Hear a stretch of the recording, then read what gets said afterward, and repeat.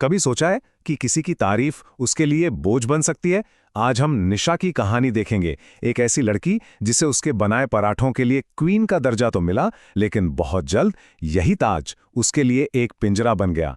ये कहानी है खाने की, परिवार की और उन अनकही उम्मीदों की जो रिश्तों पर भारी पड़ जाती हैं। तो सवाल यहीं उठता है और इसी सवाल का जवाब हम आज ढूंढेंगे।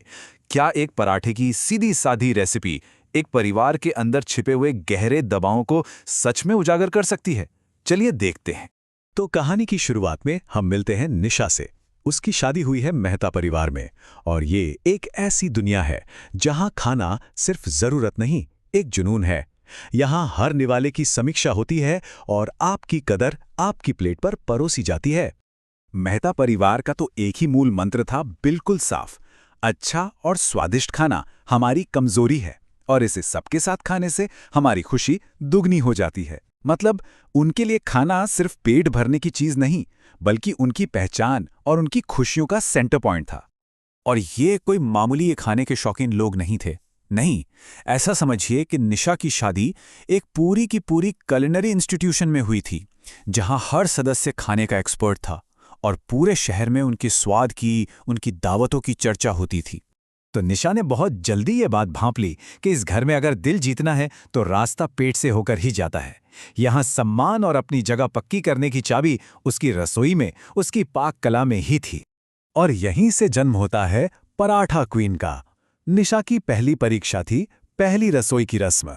उसने परिवार का दिल तो जीत लिया, पर शायद उसे अंदाजा नहीं था कि अनजाने में वो अपने लिए एक सुनहरा पिंजरा भी तैयार कर रही थी। निशा ने इस मौके को एक चैलेंज की तरह लिया। उसका लक्ष्य था ऐसे भरवा पराठे बनाना जिन्हें कोई भूल ना पाए। उसकी स्ट्रैटेजी, एक साथ 4 तवों का इस्तेमाल ताकि किसी को इंतजार ना करना पड़े। और नतीजा, जबरदस्त तारीफ और एक नई पहचान। ये सिर्फ खाना बनाना नहीं था, ये एक सोची समझी जीत थी। एक रिश्तेदार ने तो यहां तक कह दिया, अरे भाई, भरवा पराठे तो मैं मुश्किल से 2 खा पाता हूं, लेकिन आज तो आराम से 3 खा गया। बस यही वो एक तारीफ थी जिसने उसकी सफलता पर पक्की मोहर लगा दी। और यहीं पर निशा ने अपनी एक सिग्नेचर डिश बना डाली, मोटे पराठों के साथ पतली कटी हुई सब्जियां।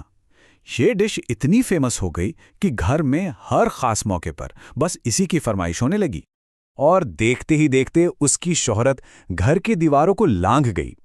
पहले परिवार में वाहवाही हुई, फिर मेहमानों के बीच, और जल्द ही पूरे मोहल्ले की किटी पार्टी में उसके पराठों के चर्चे होने लगे। तारीफ का ये सिलसिला उसे लगातार और बेहतर करने के लिए उकसा रहा था। लेकिन तारीफ का क्या है, कभी कभी वो एक उम्मीद बन जाती है, और फिर वही उम्मीद एक प्रेशर। और कहानी अब उसी प्रेशर कुकर वाले मोमेंट पर आ पहुंचती है जहां निशा का हुनर ही उसके लिए एक बोझ बन जाता है। कहानी में ट्विस्ट तब आया जब घर की हेल्पर कुसुम 1 महीने के लिए छुट्टी पर चली गई। जो रसोई कभी साथ मिलकर काम करने की जगह थी, वो अब निशा के लिए अकेलेपन और बेहिसाब तनाव का मैदान बन गई। और ये बोझ बहुत तेजी से बढ़ने लगा। पहले दिन परिवार का रोज का नाश्ता, तीसरे दिन अचानक मेहमान आ गए, पहले ही हफ्ते में 7 रिश्तेदार रात भर रुकने के लिए आ गए। और ये सिलसिला बस चलता रहा, बिना रुके, बिना किसी आराम के। मांगे बढ़ती ही गईं। 7 नए मेहमानों के आने का मतलब था कि अब निशा से उम्मीद की जा रही थी कि वो अकेले किसी भी पल कम से कम 15 से ज्यादा लोगों के लिए अपने मशहूर पराठे बनाएगी। जरा सोचिए, ये कोई छोटा मोटा काम नहीं था। और फिर जो होना ही था वो हुआ। इतने दबाव में निशा पहली बार चूक गई। पराठों में वो स्वाद नहीं था, और जो परिवार कल तक तारीफों के पुल बांधता था, आज उनके चेहरे पर एक खामोश निराशा थी जो किसी भी ताने से ज्यादा चुभ रही थी। एक असफलता अब कई असफलताओं की वजह बनने वाली थी। अब हम कहानी के उस हिस्से में हैं जहां सब्र का बांध टूटता है और सालों की खामोशी एक जोरदार टकराव में बदल जाती है। ये एक तरह का डोमिनो इफेक्ट था। रिश्तेदारों के आने पर बेस्वाद पराठे बने तो परिवार निराश हो गया। पड़ोस की डब्बा पार्टी में सिग्नेचर डिश अधपकी निकली तो सबके सामने आलोचना हुई। और जब ससुराल वालों के सामने सबसे खराब पराठे बने तो निशा पर सीधे सीधे परिवार को शर्मिंदा करने का आरोप लगा दिया गया। जब परिवार की इज्जत खराब करने का इल्जाम लगा तो निशा का सब्र जवाब दे गया। सालों का दबाव, थकान और निराशा एक साथ बाहर निकली और उसने सिर्फ एक लाइन कही, मैं इंसान हूं, मशीन नहीं। उसने अपनी गलती मानी। कहा, हाँ, मैं तारीफ के चक्कर में बहक गई थी।